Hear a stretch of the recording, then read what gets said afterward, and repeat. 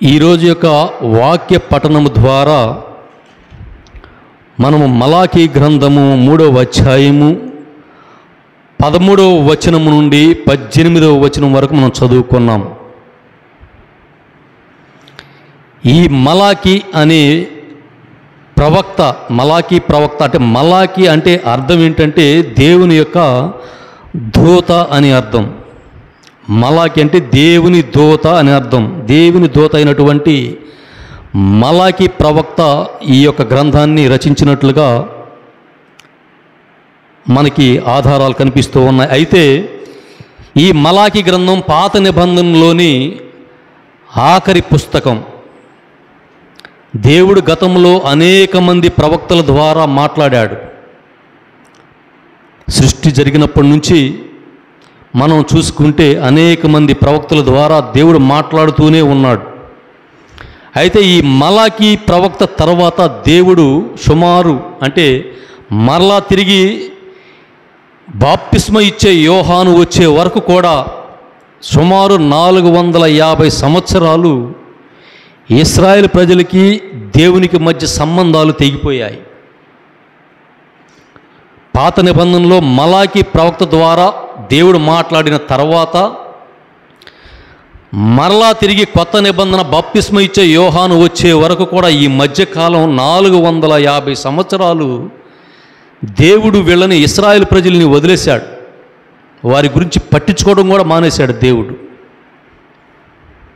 ఎందుకంటే వాళ్ళు చేసిన దుష్కార్యాలు కావచ్చు, వారు చేసిన పాపాలు కావచ్చు, వారు శాపాలుగా మారి దేవునికి వారికి మధ్య ఉన్న సంబంధం సుమారు 450 సంవత్సరాలు దేవుడు వారి మీద అలిగినట్లుగా అసలు ఏ ప్రవక్తను కూడా వాళ్ళ దగ్గర పంపించకుండా గాలికి వదిలేసేసాడు.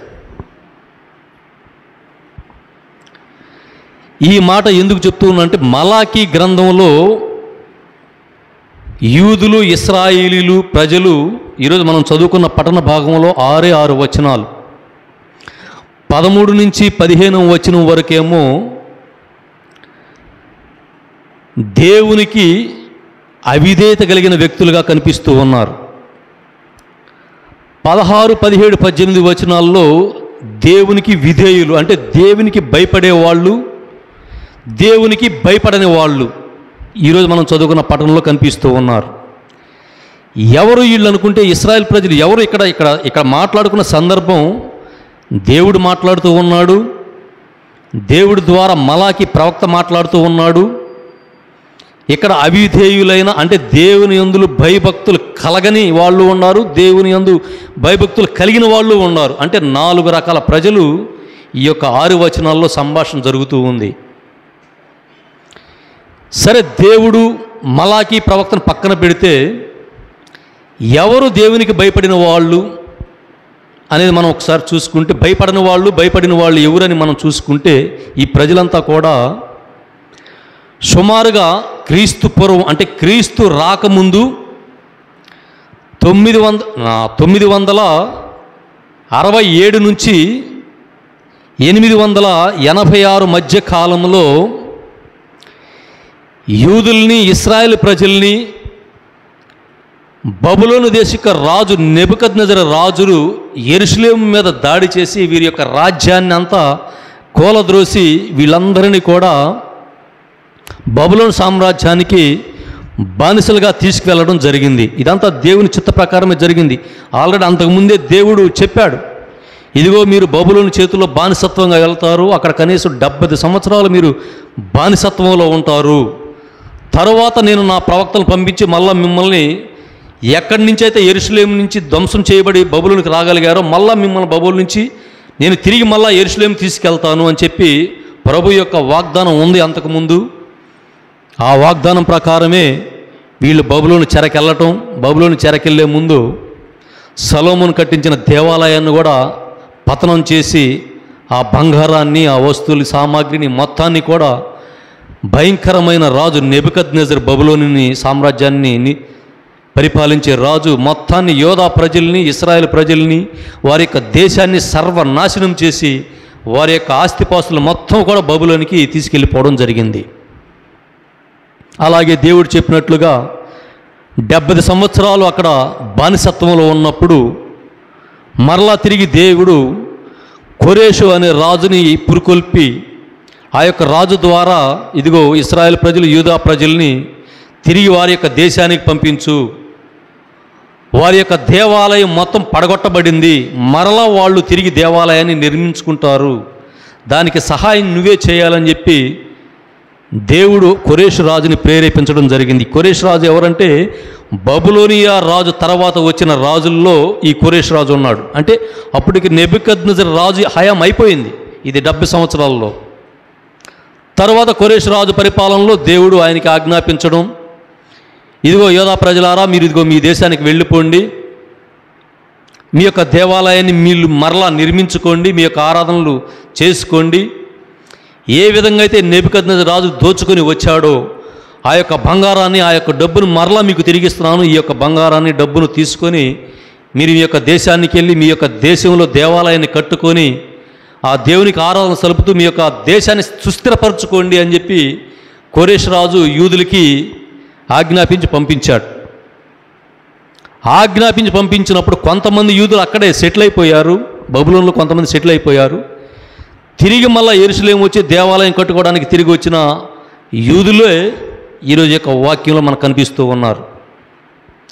వీరు మాటలు ఎలా ఉంటాయంటే ఘోరాతి ఘోరమైన మాటలు దేవుడి గురించి మాట్లాడినట్టుగా ఉన్నాయి. ఇక్కడ మొదటి నుంచి కూడా మనం చూసుకుంటే ఈ ఇశ్రాయేల్ ప్రజలు ఐగుప్తుల బానిసత్వంలో ఉన్నప్పుడు కూడా దేవుణ్ణి ప్రార్థన చేస్తారు. ఇక్కడ మేము బానిసత్వంలో మురిగిపోతూ ఉన్నాం, మమ్మల్ని విడుదల చేయి ప్రభువా అన్నప్పుడు ఆ రోజు మోషే ద్వారా దేవుడు వారిని విడిపించి వారికి ఇస్తానన్న కనాను భూమిలో వారిని చేర్చి వారికి ఒక సామ్రాజ్యాన్ని నిర్మించి ఆ సామ్రాజ్యానికి రాజధానిగా యెరూషలేం పట్టణాన్ని నిర్మించి అక్కడ ఒక దేవాలయ మందిరాన్ని నిర్మించి అక్కడ సెటిల్ చేస్తే ఎప్పుడైతే వీళ్ళు సెటిల్ అయిపోయారో మరలా తిరిగి దేవుణ్ణి మర్చిపోయి దేవునికి విరోధంగా పాపం చేస్తూనే ఉన్నారు. అదే క్రమంలో మళ్ళా వీరిని బబులోనికి పంపించడం, మరలా తిరిగి వారి దేశానికి రప్పించడం, ఆ దేశానికి రప్పించినా కూడా వారి యొక్క బుద్ధి మారలేదు. ఆ బుద్ధి మారట్లేదు అనడానికి ఇక్కడ దేవుని గురించి వాళ్ళు మాట్లాడిన మాటలే మనకి ఇక్కడ ఈరోజు చదువుకున్న పట్టణంలో మనకు కనిపిస్తూ ఉంటాయి. ఏం మాట్లాడారంటే ఆ మాటలు దేవునికి ఎలా ఉన్నాయో అనేది దేవుడు ఇక్కడ మాట్లాడుతూ ఉన్నాడు. మీరు మీ మాటలతో ప్రభువునకు విసుగు పుట్టించితిరి, మీరు అనేక రకమైన మాటలు మాట్లాడి దేవుణ్ణి విసిగిస్తూ ఉన్నారు అని ప్రవక్త చెప్తూ ఉన్నాడు, మలాకీ ప్రవక్త. వారు అనాల్సిన మాటలన్నీ అంటూనే ఉన్నారు, పైపెచ్చు మేమేం విసుగు పుట్టించాము అని తిరిగి ప్రశ్నిస్తూ ఉన్నారు. వాళ్ళు ఘోరమైన సంగతులు ఘోరమైన మాటలు మాట్లాడారు. తిరిగి మరలా మేమేం ప్రశ్నిస్తున్నాం, మేమేమి మిమ్మల్ని దూషించామని మళ్ళీ తిరిగి నన్ను అడుగుతారా అని దేవుడు మలాకీ ప్రవక్త ద్వారా మాట్లాడుతూ ఉన్నాడు. ఇంతకీ వాళ్ళు మాట్లాడిన మాటలు ఏంటనేది మనం చూసుకుంటే మలాకీ గ్రంథము 3వ అధ్యాయము ఈరోజు చదువుకున్న పట్టణం 13వ వచనం నుండి 15వ వచనం వరకు మనం చూసుకుందాం. ఈ 3 వచనాల యొక్క సారాంశం దేవుని యందు భయభక్తులు లేకుండా ఉండే ఇశ్రాయేల్ ప్రజలు కనిపిస్తూ ఉంటారు. ఇక్కడ వారు ఏమంటూ ఉన్నారంటే ప్రభువుని సేవించుట, ప్రభువుని సేవ చేయుట నిష్ప్రయోజనం, ఎలాంటి ఉపయోగం లేదు. దేవుని దగ్గరికి వెళ్ళినా ఎలాంటి ఉపయోగం లేదు, దేవుడు సేవ చేసినా ఎలాంటి ఉపయోగం లేదు, అసలు దేవుని నమ్ముకోవటమే వేస్ట్. ఒక మాటలో చెప్పాలంటే వాళ్ళు మాట్లాడిన మాటలు ఎందుకంటూ ఉన్నారంటే ఆ మాటలు వాళ్ళు వారి యొక్క దేశమేమో కరువులో ఉంది, పక్క దేశాలేమో పరిపుష్కలంగా ఉన్నారు. వాళ్ళు పక్క దేశాలు మొత్తం ప్రజలంతా బాగున్నారు, వీరి యొక్క దేశం మాత్రం మంచి కరువు కాటంలో ఉండటం వల్ల వీరు విసుగు చెంది దేవుణ్ణి విసిగిస్తూ ఉన్నారు. ఏంటి ప్రభువా, ఆ రోజు ఇశ్రాయేలు ప్రజలమైన మేము ఐగుప్తు నుంచి ఇక్కడ తీసుకొచ్చావు, మళ్ళీ ఇక్కడి నుంచి బబులోను తీసుకెళ్ళావు, బబులో నుంచి మళ్ళీ ఎక్కడికా తీసుకొచ్చావు, ఎందుకు ఈ కరువులో పడి చావటానికా మమ్మల్ని అటు ఇటు తిప్పుతున్నావు? అసలు నిన్ను సేవించని నిన్ను ప్రేమించిన పక్క దేశాల ప్రజలేమో సంతోషంగా ఉన్నారు, నిన్ను ప్రేమించే మేము ఈ విధంగా ఉన్నాం. నిన్ను ప్రేమించని వీళ్ళు అనుకుంటున్నారు, దేవుని ప్రేమిస్తున్నామని వీళ్ళు అనుకుంటున్నారు. కానీ వాస్తవంగా అక్కడ కరువు వచ్చింది ఏంటంటే, ఎందుకు వచ్చిందంటే వీరి చేసిన ఘోరమైన పాపాలే. అది తెలుసుకోవట్లేదు. మన దేశంలో ఎలా జరుగుతుంది, దేవునికి మనం విరుద్ధంగా పాపాలు చేస్తూ ఉన్నాం, ఆ పాపాల వల్లే దేవుడు మనకి కరువునిచ్చాడనే గ్రహించున్నట్టయితే వారి యొక్క జీవితాలు వేరేగా ఉండేవి. కానీ వాళ్ళు మేము మంచి వాళ్ళమే, మేము పుణ్యాత్ములమి, మేము ఎలాంటి పాపం చేయట్లేదు అని చెప్పి నిన్ను నమ్మని ప్రజలేమో ఆనందంగా ఉన్నారు, సంతోషంతో ఉన్నారు. నిన్ను నమ్మిన ప్రజలు మేము సర్వనాశనమైపోతూ ఉన్నాం ఇక్కడ. అలాంటప్పుడు నీ సేవ చేయటం మాకు ఎలాంటి నిష్ప్రయోజనం, ఎలాంటి ఉపయోగం లేదు అని ఒక మాట మాట్లాడారు. రెండవ మాట వచ్చేసి, ఇంతకాలం నీ ఆజ్ఞలను మేము పాటించి నిన్ను ఆరాధిస్తూ ఉన్నాం, నీ యొక్క మందిరానికి వచ్చి మేము పశ్చాత్తాపడుతున్నాం, అయినా మాకు ఎలాంటి ప్రయోజనం లేదు, మమ్మల్ని నువ్వు కరుణించట్లేదు. నీ మందిరానికి రాని వాళ్ళు, నీ ముందు పశ్చాత్తాపడిన వాళ్ళు, నీ ముందు కన్నీళ్లు నిట్టూర్పని వాళ్ళు ఆనందంగా సుఖంగా సంతోషాలతో బ్రతుకుతూ ఉంటే మరి మాకెందుకు ఈ దుస్థితి? అసలు ఇదంతా కూడా నీ దగ్గరికి రావడం వల్లే మాకు జరిగినట్లుంది. అసలు నిన్ను వదిలిపెట్టి మేము కూడా ఆ వారికి లాగే బతుకుతూ ఉంటే వాళ్ళలాగే మేము కూడా సుఖంగా సంతోషంగా ఉంటామని చెప్పి ఇవన్నీ మాట్లాడుతూ ఉన్నారు.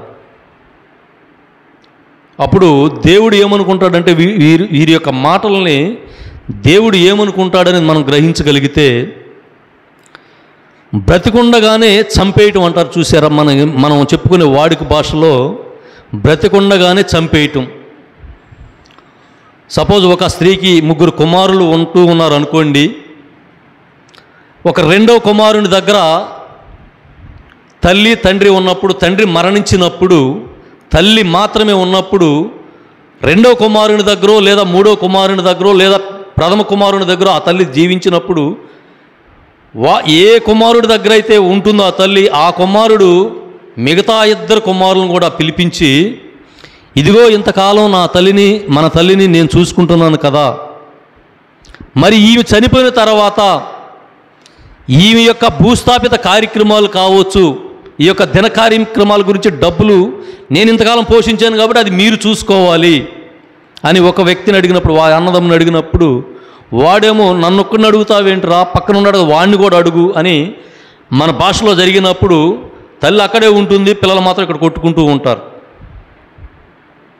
అదేవిధంగా ఈ పిల్లలు ఇలా కొట్టుకున్న క్రమంలో తల్లి ఏ విధంగా అయితే బాధపడుతూ ఉంటుందో, దేవుని యొక్క పిల్లలైన ఇశ్రాయేల్ ప్రజలు కూడా అనేక రకమైన మాటలను ఆయన అంటూనే ఉన్నారు, ఆయన వింటూనే ఉన్నాడు, బాధపడుతూనే ఉన్నాడు. బాధపడి అంటూ ఉన్నాడు, మీరు నన్ను గూర్చి ఘోరమైన మాటలు మీరు మాట్లాడుతూ ఉన్నారు. దేవుడు పలికిన మాట, మీరు నన్ను గూర్చి మహాఘోరమైన మాటలు మాట్లాడుతూ ఉన్నారు. దీనికి అంతటి మూలం వారి యొక్క పాపాలని వాళ్ళు గ్రహించట్లేదు. మనకి ఎందుకు ఇలా జరుగుతుంది అనేది వాళ్ళు గ్రహించి ఉన్నట్టయితే ఖచ్చితంగా వారి యొక్క జీవితాలు వేరేలాగా ఉండేవి. గర్వాత్ములే సంతోషంగా ఉన్నారు, గర్వాత్ములే సంతోషంగా ఉన్నారు, మేము మీ దగ్గర వినయంగా ఉంటూ ఉన్నాం. ఇవన్నీ నిష్ఠూరుస్తూ ఉన్నారు దేవుడి ముందు. ఓ రకంగా ఆయన్ని బాధ పెట్టే మాటలుగా ఇవి మనకి కనిపిస్తూ ఉంటాయి. దేవుడు కూడా బాధపడుతానే మలాకి ప్రవక్త ద్వారా మాట్లాడుతూ ఉన్నాడు. ఇంతకుముందు మనం చెప్పుకున్నట్లుగా ఆయన ఆజ్ఞలను పాటించుట వలన లాభమేమి అంటే, ఆజ్ఞలను పాటించటం వల్ల లాభమేమి?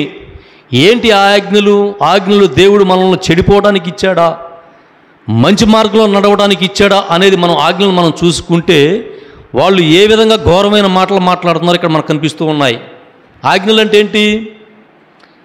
దేవుణ్ణి ఆరాధించమన్నాడు, వ్యభిచారం చేయొద్దన్నాడు, దొంగిలించొద్దన్నాడు, మోహ తలంపులు తలవద్దన్నాడు. ఇలాంటివన్నీ చెబితే ఈయన చెప్పినన్ని చేసినా మనకు ఎలాంటి ఉపయోగం లేదు.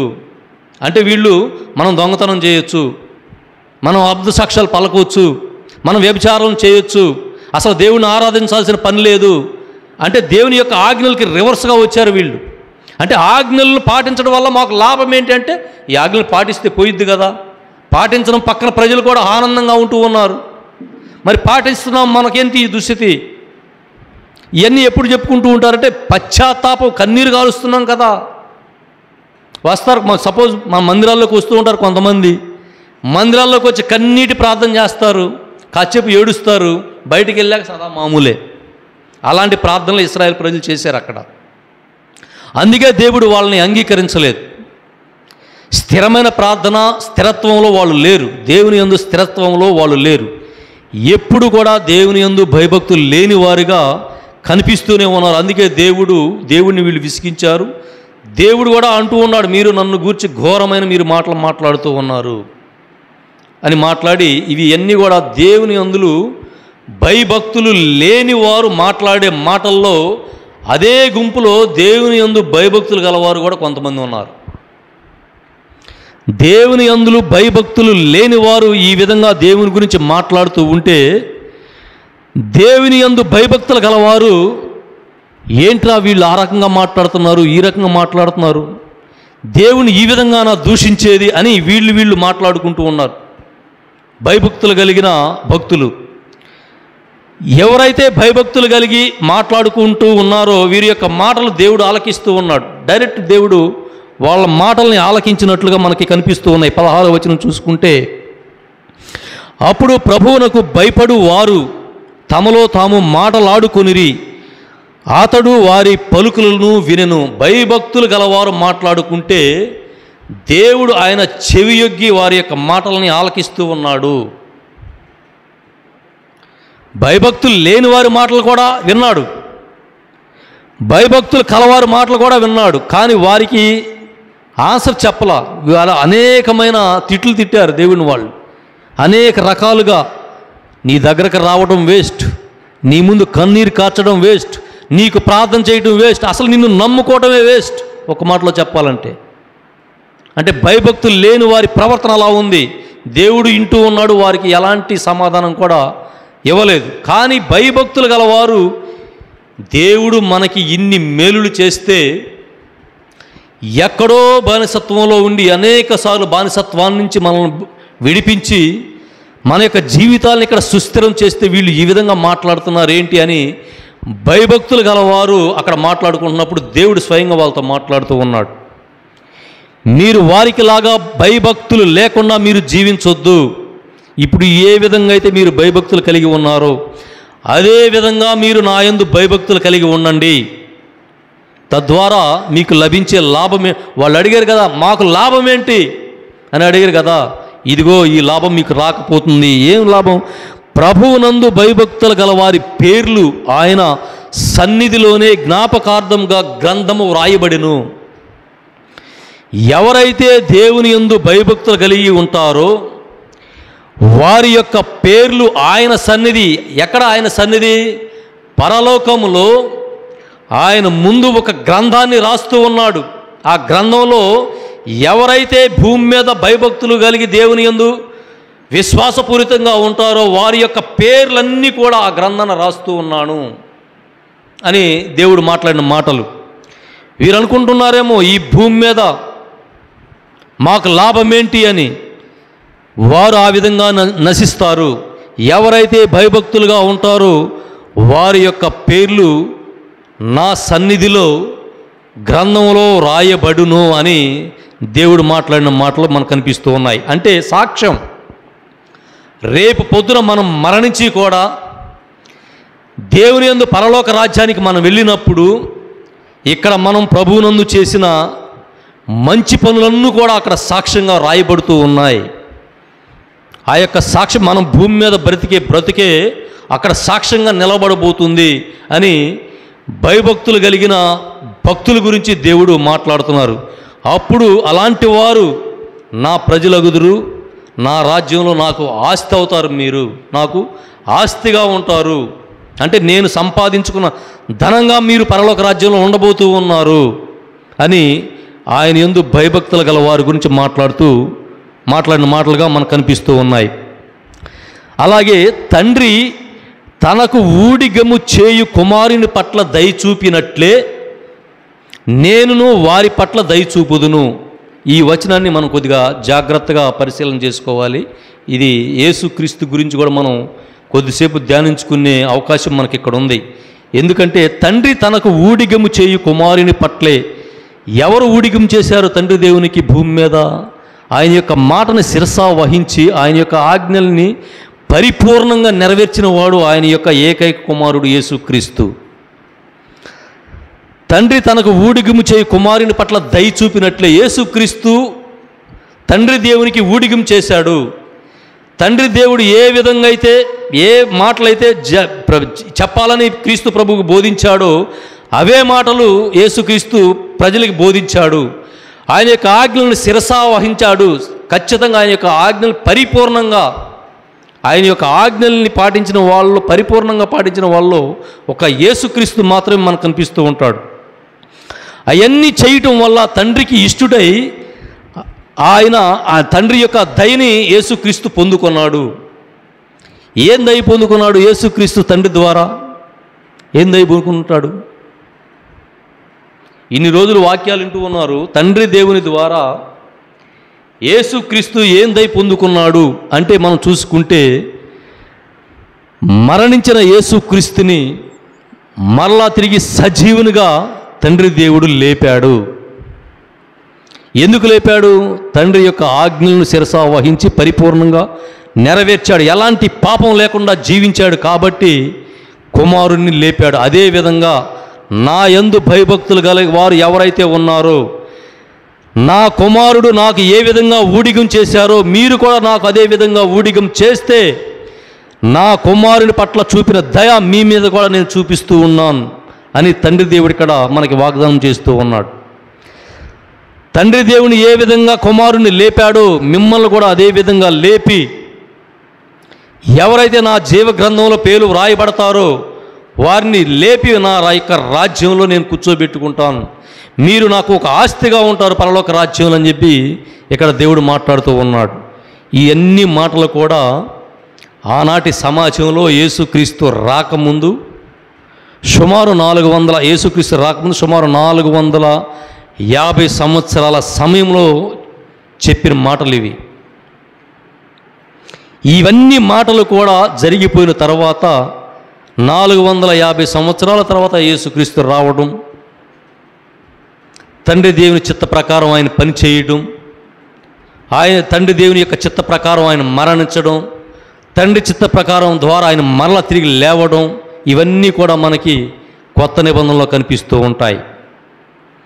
ఇవన్నీ వచనాలు ఎందుకు రాశారంటే ఎప్పుడైతే మనిషి యొక్క బాధ, అసహనం, కోపం, నిష్ఠూరం ఇవన్నీ వచ్చినప్పుడు మనం ఆ యొక్క నిష్ఠూరాన్ని మనం దేవుడి మీద చూపిస్తూ ఉంటాం.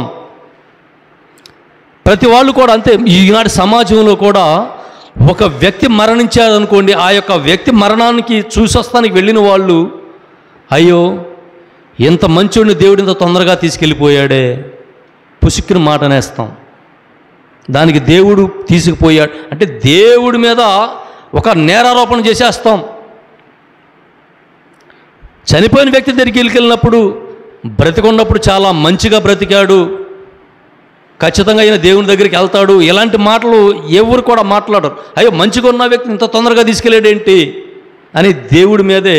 ఎందుకంటే దేవుడు మనకి ఉద్రగా దొరుకుతుంటాడు, దేవుడు మనల్ని ఏం చేయలేడు కదా అన్న ధైర్యం. అలాగే ఆ ధైర్యం దేవుడు మనల్ని ఏమీ చేయలేడు అన్న ధైర్యమే ఆనాడు ఆ ఇశ్రాయేల్ ప్రజల చేత ఆ ఘోరమైన మాటలు మాట్లాడినట్టుగా మనకు కనిపిస్తూ ఉన్నాయి.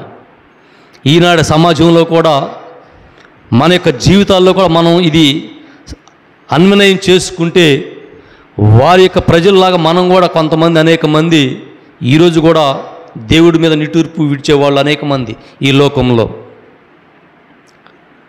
వారు వచ్చారు ఇందాక ఇశ్రాయేలు ప్రజలు అన్నట్టు, మేము పశ్చాత్తాపడుతున్నాం, మేము నీ ముందు కన్నీరు కారుస్తూ ఉన్నాం, నీ ఆజ్ఞలను పాటిస్తూ ఉన్నాం అని వారే అనుకుంటూ ఉన్నారు.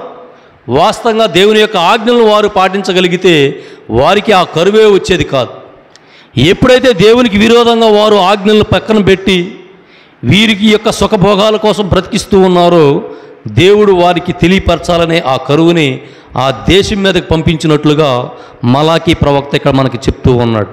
అలాగే మన జీవితాల్లో కూడా మనకి అనేక కష్టాలు, అనేక నష్టాలు, అనేక బాధలు వస్తూ ఉంటాయి.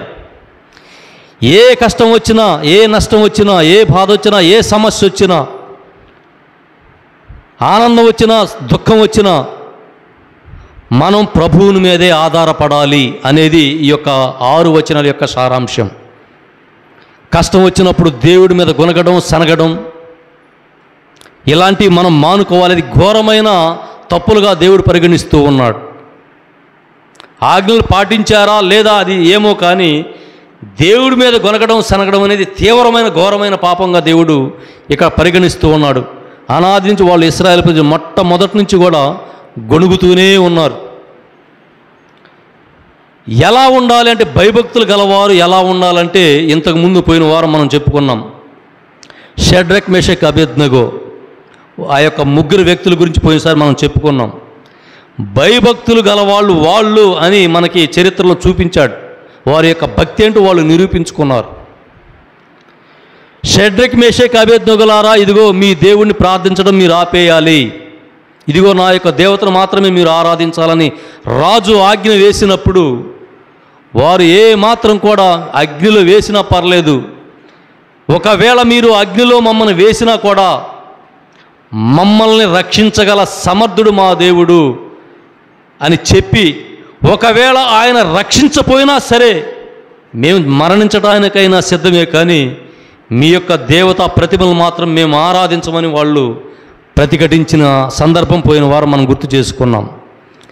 అంటే అగ్నిలో వేసి నేను చెప్పిన పని చెయ్యకపోతే నిన్ను అగ్నిలో వేసి దహించి వేస్తాం, నీ దేవుడిని నువ్వు ఆరాధించడం మానేయాలి అన్నప్పుడు వాళ్ళు చనిపోవడానికైనా మేము సిద్ధమే, కానీ మా దేవుడిని మేము ఆరాధించకుండా ఉండలేమని వాళ్ళు అగ్నిలోకి వెళ్ళిపోయినట్లుగా ఇదంతా మనం పోయిన వారమే మనం చెప్పుకున్నాం దానియేలు గ్రంథం గురించి. అలాగే షడ్రక్, మెషక్, అబేద్నెగోల యొక్క వారికి వచ్చిన కష్టం ముందు మనకు వచ్చే కష్టాలు చాలా చిన్నవిగా ఉంటాయి. అలాంటి భయంకరమైన పరిస్థితులు అయితే మనకు లేవు. మానవ సహజ జీవితంలో చిన్న చిన్న లోటుపాట్లు, బాధలు, సాధలు, కష్టాలు, నష్టాలు, అనారోగ్య స్థితి ఇలాంటివి వచ్చిపోతూ ఉంటాయి. పర్మనెంట్గా ఏది ఉండదు, వస్తూ ఉంటాయి, పోతూ ఉంటాయి. అలాంటప్పుడే మనం దృఢంగా నిలబడి దేవుడి మీద ఆధారపడాలే తప్ప దేవుడిని ఎలాంటి దూషణ మాటలు పలకకూడదనేది మలాకీ ప్రవక్త ఆనాడు ఇశ్రాయేల్ ప్రజలకు కావచ్చు, వారి యొక్క చరిత్ర ఆధారంగా ఈరోజు క్రైస్తవులైన మనం కూడా దీన్ని గ్రహించాలని మలాకీ ప్రవక్త మాటలు మనకి కనిపిస్తూ ఉన్నాయి. కాబట్టి మన యొక్క జీవితాల్లో మనం ఈ యొక్క 6 వచనాల యొక్క సారాంశం ఒకటే: కష్టం వచ్చినా దేవుని యందు భయభక్తులు కలిగి ఉండండి, సుఖం వచ్చినా దేవుని యందు భయభక్తులు కలిగి ఉండండి. నీ జీవితంలో ఏది జరిగినా దేవుడి మీద మీరు భయం, భక్తి కలిగి ఉంటే మీ జీవితాలు సస్యశ్యామలంగా వెలుగొందుతాయి అనేది ఈ యొక్క 6 వచనాల యొక్క సారాంశం.